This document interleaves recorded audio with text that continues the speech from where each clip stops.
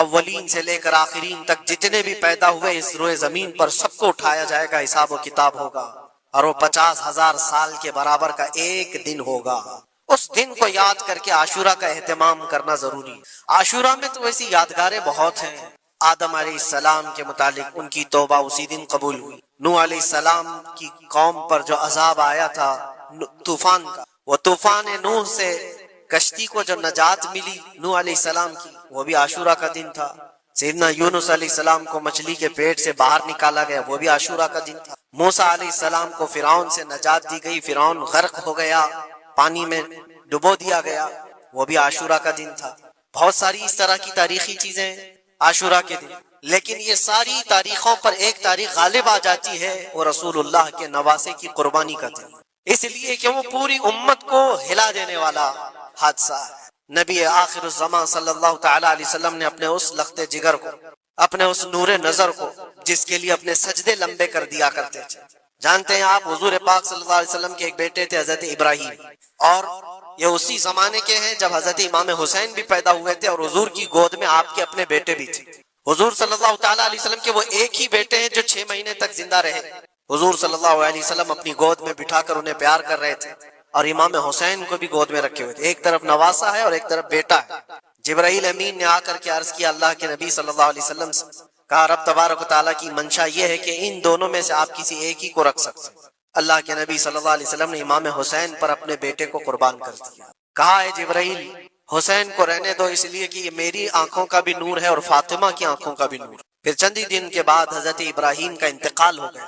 آپ اندازہ کریں جس حسین اعظم کے لیے رسول پاک صلی اللہ علیہ وسلم نے اپنے بیٹے کو قربان کیا، اور مدینے کی گلیوں میں جس کو اپنے کندھوں پر اٹھا کر سوار کرتے تھے، امام حسین حضور کے صلی اللہ تعالی علیہ وسلم کے کندھوں پر سواری کیا کرتے تھے۔ دوش نبوت جن کی سواری ہو، اندازہ کر سکتا ہے کوئی؟ اس حسین اعظم کے چرچے مدینہ طیبہ میں بچپن میں ہی عام تھے۔ صحابہ کرام رضوان اللہ تعالی علیہ مجمعین دیکھتے تھے، کبھی حضور صلی اللہ تعالی علیہ وسلم مسجد نبوی تشریف لاتے تو یہ دونوں شہزادے حضور کے جبے پر لٹکے ہوئے آتے تھے۔ کبھی حضور ممبر پر کھڑے ہیں تو ایک شہزادہ حضور کے ایک قدم کو پکڑا ہے، دوسرا دوسرے قدم کو پکڑا ہوا ہے۔ یہ تو ان کی پرورش تھی جو بچپنے کی تھی۔ صحابہ ان کی اس بچپنے پر رشک کیا کرتے تھے، اور صحابہ کرام رضوان اللہ تعالی علیہ مجمعین ادب حد درجے کا کرتے تھے۔ آپ کو میں بتاؤں، ادب تو ایسا تھا اہل بیت اطہار کا۔ امام حسین کی عمر چھوٹی سی تھی، امام حسین، اور ایک زمانہ ایسا تھا جب حضور پاک صلی اللہ علیہ وسلم کے وصال کے بعد حضرت ابوبکر کا زمانہ آیا، 2.5 سال آپ نے خلافت کی۔ پھر اس کے بعد حضرت عمر کا دور خلافت شروع ہوا، اور حضرت عمر کے دور خلافت کو کون نہیں جانتا؟ ایسے رعب و دبدبے والا خلیفہ کہ لوگ ان کی ہیبت سے کانپتے تھے، قیصر و کسریٰ کانپ رہے ہوتے تھے، بڑی بڑی فوجیں تھراتی تھی اس نام سے، حضرت عمر کے نام سے۔ ان کے دور خلافت میں ایک بار ایسا ہوا تھا کہ حضرت عمر کے بیٹے ہیں عبداللہ، اور ان کا اور حضرت امام حسین کا بچپن میں کچھ جھگڑا ہو گیا۔ چھوٹی عمر تھی، امام حسین کی بھی عمر چھوٹی تھی، عبداللہ کی عمر بھی چھوٹی تھی، دونوں تکرار کرتے رہے، کچھ نہ کچھ بات چیت ہوئی ہوگی۔ تو حضرت حسین نے حضرت عبداللہ کو غصے میں یوں کہا، تو کیا مجھ سے بحث کرتا ہے؟ تیرا باپ تو میرے نانا کا غلام تھا، خلیفہ وقت ہیں وہ، اور ان کو اس طرح سے کہا تیرا باپ آج جو خلیفہ ہے وہ میرے نانا کا غلام تھا۔ حضرت عبداللہ کو یہ بات لگی، کہا میں یہ شکایت امیر المومنین سے کروں گا۔ وہ دوڑ کر کے آئے، خلیفہ وقت ہے جس کے سامنے کھڑے ہونے کے لیے اچھے اچھے کانپ جاتے تھے۔ بیٹے نے آ کر کے کہا حضرت عمر فاروق سے کہ ابا آج میری حسین سے تکرار ہوئی، اور جھگڑے میں انہوں نے مجھے یوں تانا مارا کہ تیرا باپ میرے نانا کا غلام تھا۔ حضرت عمر اتر آئے کرسی سے اور کہا کیا حسین نے ایسا کہا؟ کہا بالکل ایسا ہی کہا۔ تو حضرت عبداللہ کہتے ہیں ابا کا جلال دیکھ کر کے میں سمجھ گیا کہ حسین کو سزا ملے گی۔ کہا جاؤ حسین کو بلا لاؤ، حسین کو بلا لاؤ، انہوں نے یہ کہا ہے میں سننا چاہتا ہوں۔ حضرت عبداللہ دوڑے ہوئے گئے، چند اور لوگ بھی ساتھ میں آ گئے کہ حسین کی پیشی ہو گئی ہے خلیفہ وقت کے دربار میں، امیر المومنین عمر ابن خطاب نے طلب کیا ہے۔ حضرت حسین آئے، اور وہ شہزادے کے اندر جو رعب و دبدبہ ہے، جلال ہے، جمال ہے، وہ بچپنے سے قائم ہے۔ رسول اللہ صلی اللہ علیہ وسلم کا لعاب پاک جس نے پیا، خلیفہ وقت کے سامنے آ کر کھڑے ہوئے۔ حضرت عمر نے پوچھا حسین میرے بیٹے کو کیا آپ نے ایسا کہا ہے کہ تیرا باپ میرے نانا کا غلام تھا؟ حضرت حسین نے کہا ہاں میں نے کہا ہے۔ ڈر کس بات کا، خوف کس بات کا؟ جو کہا ہے وہ کہہ رہا ہوں۔ ہاں میں نے کہا۔ حضرت عمر نے کہا کیسے کہے بتاؤ، کس طرح سے تم نے کہا تھا، بول کے بتاؤ۔ حضرت حسین نے کہا میں نے عبداللہ سے یہ کہا تیرا باپ میرے نانا کا غلام تھا۔ حضرت عمر نے کہا اور ایک بار بولو۔ حضرت حسین نے پھر کہا عبداللہ تیرا باپ میرے نانا کا غلام تھا۔ حضرت عمر نے کہا اور ایک بار بولو۔ 3 بار بولنے کے بعد ان کے دونوں بازو پکڑ کر کے گھٹنے زمین پر ٹیک دیا۔ حضرت امیر المومنین کہتے ہیں میری بخشش کے لیے تمہارے جملے ہی کافی ہو گئے، آپ نے جو مجھے سند دی ہے اے حسین بس یہ جملہ کل قیامت کے دن بھی کہہ دینا، جب میرا حساب ہو رہا ہو تو اتنا کہہ دینا عبداللہ کا باپ عمر میرے نانا کا غلام تھا۔ اس لیے کہ رسول کریم صلی اللہ علیہ وسلم نے فرمایا ہے الحسن والحسین سیدہ شباب اہل الجنہ، حسن اور حسین جنتی جوانوں کے سردار ہیں۔ یہ جسے اجازت دے دیں وہ جنت میں چلا جائے گا، جسے یہ کہہ دیں وہ کہ یہ میرے نانا کا غلام ہے۔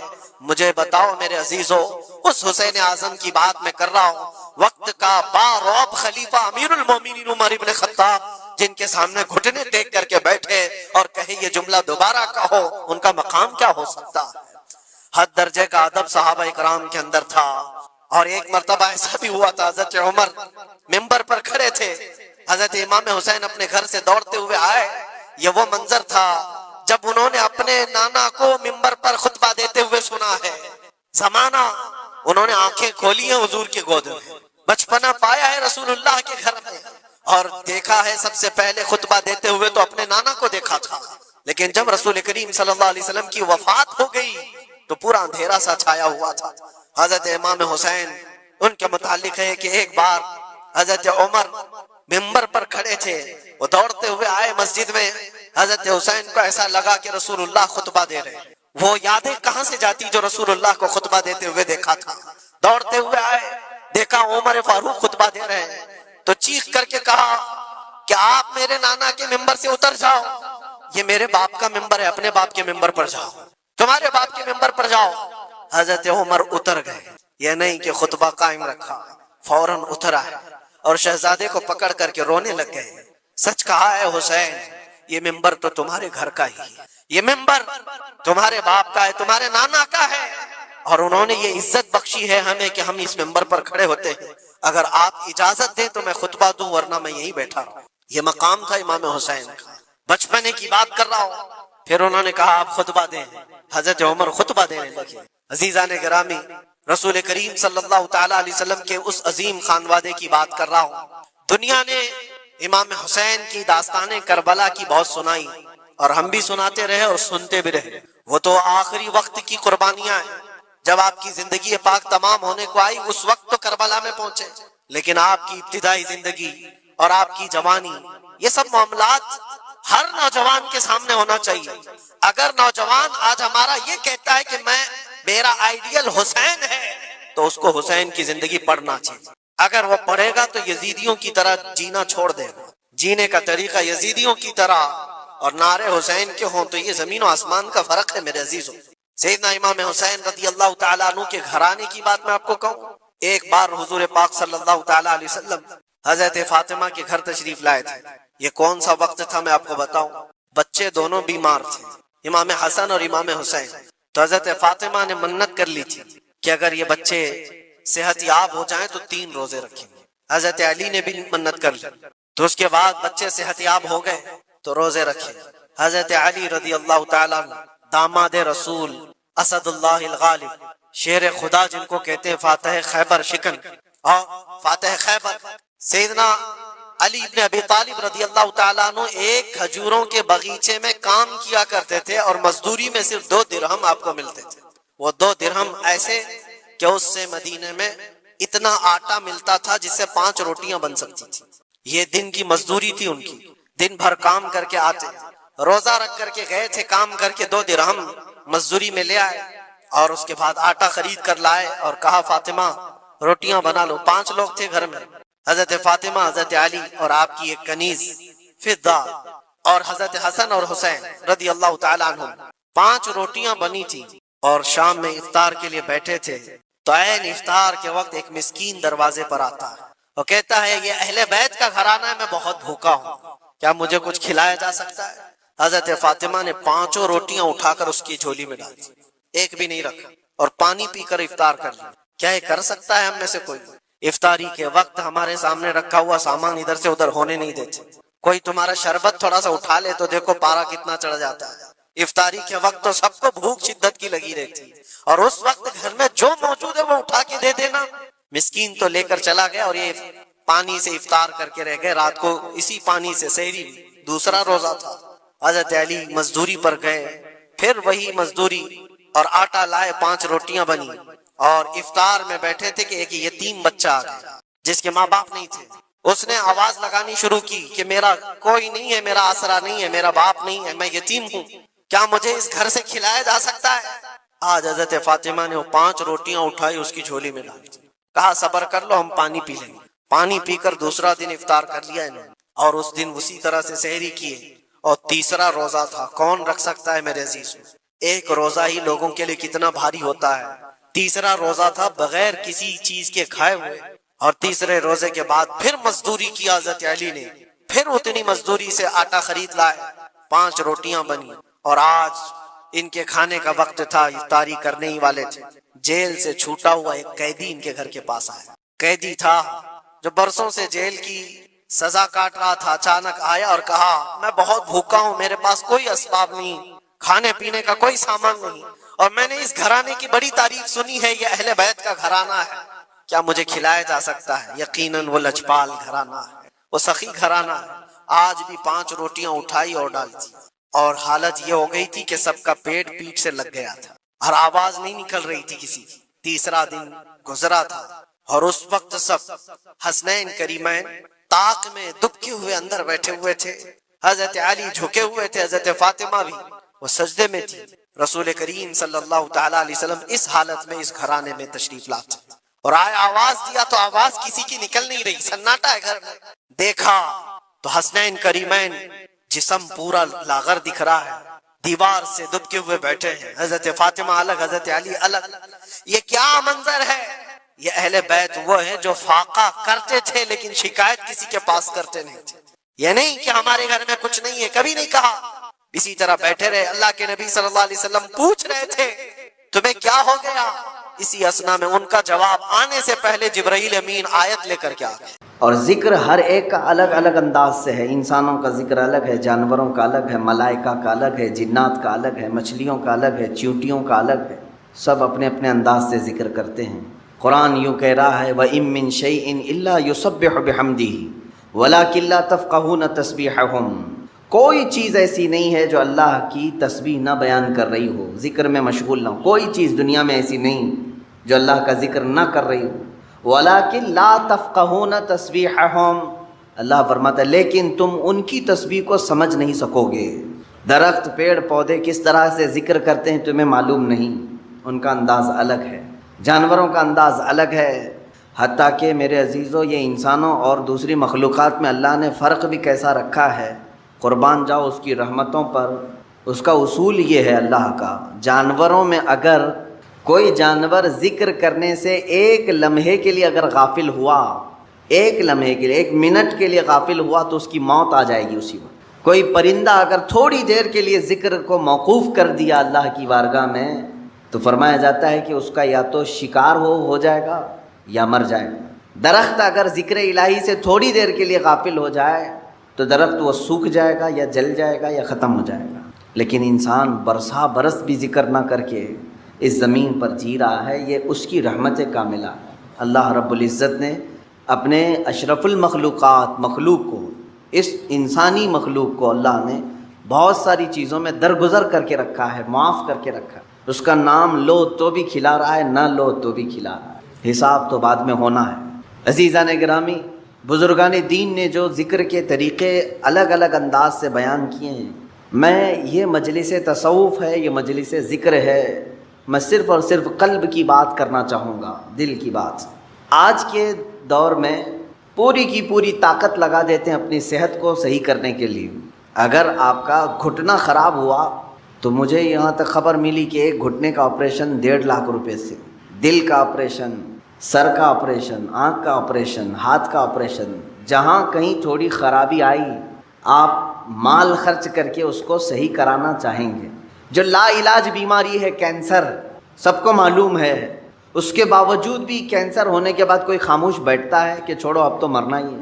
علاج میں وہ بھی 2-5 لاکھ روپے خرچ کر ہی دیتا ہے. اسے معلوم ہے کہ صحیح نہیں ہوتی، کوشش کرنے میں کیا کریں. کتنی حیرت کی بات ہے کہ یہ بیماریاں جو جسم کو لگی ہیں، ان کو صحیح کرنے کے لیے مال بھی خرچ کرتے ہیں، وقت بھی خرچ کرتے ہیں، لیکن جو گناہوں کی بیماری دل میں لگی ہوتی ہے اس کے علاج کے لیے کوئی بندہ کوشش بھی نہیں کرتا. اس میں نہ پیسہ خرچ کرنے کی ضرورت ہے آپ کو، نہ ہی بہت زیادہ محنت کی ضرورت ہے. چند چیزیں ہیں کہ اگر قلب دھو دیا جائے تو پاک ہو جائے گا. دلوں کی سختی بندے کو انسان سے گرا کر جانور کے درجے پر لے آتی ہے، بلکہ جانور سے بھی بدتر. قرآن میں اللہ تعالیٰ نے فرمایا پہلے پارے میں، ثم قست قلوبهم من بعد ذلك فهي كالحجارة او اشد قسوا. لوگوں کے دل پتھر کی طرح سخت ہو گئے، نہیں بلکہ اس سے بھی زیادہ سخت ہو گئے. اللہ فرما رہا ہے کچھ لوگ ایسے ہیں جن کے دل پتھروں سے زیادہ سخت ہوتے ہیں. پتھر میں کوئی چیز داخل بھی نہیں ہوتی، اندر سے کوئی چیز باہر بھی نہیں آتی. تو جس کا دل سخت ہو گیا ہے، ہدایت کی کوئی بات اس کے دل میں داخل بھی نہیں ہوتی اور کوئی بھی اچھی بات وہ قبول بھی نہیں کرتا، انہی لوگوں کے متعلق قرآن کہتا ہے صم بکم عمی فہم لا یرجعون. یہ کس کے لیے ہے؟ اندھے ہیں، گونگے ہیں، بہرے ہیں، وہ اب لوٹنے والے نہیں. قرآن میں اللہ تعالیٰ فرماتا ہے ختم اللہ علی قلوبہم وعلی سمعہم وعلی ابصارہم غشاوہ. اللہ نے ان کے دلوں پر مہر لگا دیا، ان کی آنکھوں پر، ان کے کانوں پر پردے پڑے ہوئے ہیں. ان کے لیے دردناک عذاب ہے. میرے عزیزو یاد رکھو، ایک مومن کے لیے سب سے پہلی چیز قلب کا تصفیہ، دل کا علاج کرانا. دل کا علاج سے مراد کسی کارڈیالوجی کے پاس جا کر کے نہیں، وہ تو خون کی نالیوں کو تو صحیح کر لے گا، لیکن دل کے اندر جو گناہوں کا میل ہے اس کو کوئی کارڈیالوجی صحیح نہیں کرتا، اس کو ڈاکٹرز نہیں صحیح کریں گے. اور یہ بیماری نہ تمہیں ایکس رے میں بھی نظر نہیں آئے گی. ہاں اس کی نشانیاں بزرگوں نے بیان کی ہیں، تم خود پرکھ سکتے ہو. اگر قرآن پڑھنے میں دل نہیں لگتا ہے تو سمجھ لو کہ دل کالا ہو رہا ہے. مسجد میں زیادہ دیر بیٹھنے میں دل نہیں لگتا ہے تو سمجھ لو کہ دل کالا ہو چکا ہے. اللہ کی راہ میں خیرات کرنے سے دل ہاتھ نہیں اٹھتا تو سمجھ لو کہ دل پورا کالا ہو چکا ہے. ایسی نشانیاں بہت ساری ہیں. آیات قرآنیاں پڑھی جا رہی ہیں، سننے کا شوق نہیں، لیکن وہی گانے گھنٹوں سنتا ہے. یہ دل کے کالے ہونے کی علامات. تھوڑی دیر اپنے والدین کو دیکھ نہیں سکتا، لیکن گھنٹوں غیر محرم عورتوں کو دیکھنے کا شوق ہے. کلام پاک کو تھوڑی دیر کے لیے نظر بھر کر کے دیکھنا نہیں چاہتا، لیکن موبائل میں گھنٹوں بیٹھا رہتا ہے. یہ تمام چیزیں دل کے سیاہی کی علامات ہیں میرے عزیز. اگر علاج نہیں کیا تو یہ پتھر ہو جائے گا، یہ پتھر ہو جائے گا، اور پھر اس کا علاج بھی نہیں ہو پاتا. اسی طرح مرے دل کے ساتھ دنیا سے وہ چلا بھی جاتا ہے. آخر اس دل کی صفائی کیسے کی جائے؟ کون سا صابن، کون سا سرف، کون سا پانی لے کر کے اس دل کو دھوئیں تو صاف ہوگا؟ نہیں میرے عزیزو، یہ دل صرف اور صرف اللہ کے ذکر سے پاک ہوتا ہے. قرآن نے کہہ دیا الا بذکر اللہ تطمئن القلوب. تو اس دل کی صفائی جو ہے اللہ کے ذکر سے ہے. اب ایک بڑی بات میں آپ کو بتاؤں، فقہ کا ایک قاعدہ ہے، قانون ہے، شریعت کا ایک مسئلہ ہے. زمین پر اگر نجاست پڑ گئی کیسے پاک کریں گے آپ؟ کھلی زمین تھی، گوبر پڑا ہوا ہے. پاک کرنے کا طریقہ، ہر چیز کو پاک کرنے کا طریقہ الگ الگ ہے. مسائل آپ پڑھیں گے تو سمجھ میں آئے گا. کپڑے پر لگے تو دھونا ہے، بدن پر لگے تو دھونا ہے، برتن پہ لگے تو دھونا ہے. الگ الگ طریقے ہیں سب نجاستوں کو پاک کرنے کا. کپڑے پر اگر نجاست لگی ہے تو 3 مرتبہ دھونا ہے آپ کو. کوئی غلیظ نجاست لگ گئی تو، نجاست کی بھی 2 قسمیں ہیں، خفیف اور غلیظ. غلیظ کا مطلب جیسے پیشاب، پاخانے وغیرہ، خفیف کا مطلب حلال پرندوں کی بیٹ وغیرہ. تو یہ نجاست کو دھونے کے الگ الگ طریقے ہیں، لیکن ان میں سے اگر کہیں زمین پر نجاست لگی تو اسے کیسے دھوئیں گے آپ؟ کھلی زمین، میدان ہے باہر اور نجاست گر گئی ہے، اس کے پاک کرنے کے 2 طریقے بزرگوں نے لکھے ہیں، فقہاء کرام نے لکھے ہیں. پہلا طریقہ یہ ہے کہ بارش اتنی آ جائے کہ نجاست بہہ جائے. بارش اتنی آ جائے، توجہ ہے نا، زمین کے پاک ہونے کے 2 طریقے ہیں. بارش اتنی آ جائے کہ نجاست وہ بہہ کے چلی جائے. دوسرا طریقہ ہے یا تو دھوپ اتنی زیادہ پڑ جائے کہ وہ نجاست سوکھ کر کے ختم ہو جائے، وہ زمین پاک ہو گئی. یا تو بارش سے زمین پاک ہوگی یا تو دھوپ سے زمین پاک ہوگی. یہ 2 قاعدے ہیں شریعت کے. نجاست یا تو بہہ کے چلی جائے یا سوکھ کر کے چلی جائے. سوکھ کر کے جب ختم ہو گئی تو زمین پاک ہو گئی. اب آئیے میں یہ بات کیوں بتا رہا ہوں آپ کو. مشہور صوفیہ اکرام نے فرمایا اے بندے اسی طرح تیرے دل کی جو زمین ہے اس پہ اگر گناہوں کی نجاست لگ جائے تو اسے بھی دھونے کے دو طریقے ہیں, اسے پاک کرنے کے دو طریقے ہیں. جس طرح زمین بارش کے برسنے سے پاک ہو جاتی ہے اسی طرح تیرے دل کی زمین اللہ کے ذکر سے پاک ہوگی. اللہ کا ذکر برسات ہے, یہ بارش ہے.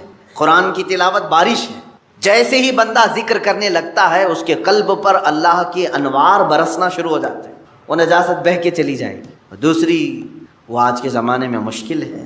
اگر دل کی زمین نجاست سے ملوث ہو گئی ہے, ناپاک ہو گئی ہے, ایک طریقہ میں نے زمین کا بتایا بارش کا, دوسرا طریقہ ہے دھوپ کا. دل کی نجاست کو دھونے کے لیے ایک ذکر الہی کی برسات یا تو پھر شیخ کامل کی نگاہوں کی گرمی سے, شیخ کامل کے نگاہوں کی گرمی سے نجاست پاک ہو سکتی. یہ دو طریقے ہیں. شیخ کامل کا حصول معمولی بات نہیں ہے, اس میں برسا برس لوگ تلاش میں لگانا چاہیے. لیکن یہاں تو آج حال یہ ہے کہ کہیں سے کوئی بھٹک کے پیر میرے گھر آ جائے میں اس کا دامن پکڑ لوں گا. در حقیقت جسے اپنے بیماریوں کو صحیح کرنے کی طلب ہے وہ سچے پیر کی تلاش میں گھومتا پھرتا رہے گا. یہ نہیں کہ بازار میں بیٹھ کر کے انتظار کرے گا. اسے تو ڈھونڈتے رہنا چاہیے کنٹینیو کہ کہیں مجھے شیخ کامل ملے جو میرے دل کے مرض کا علاج کرے, جس کے پاس بیٹھوں تو مجھے گناہوں سے نفرت پیدا ہو جائے.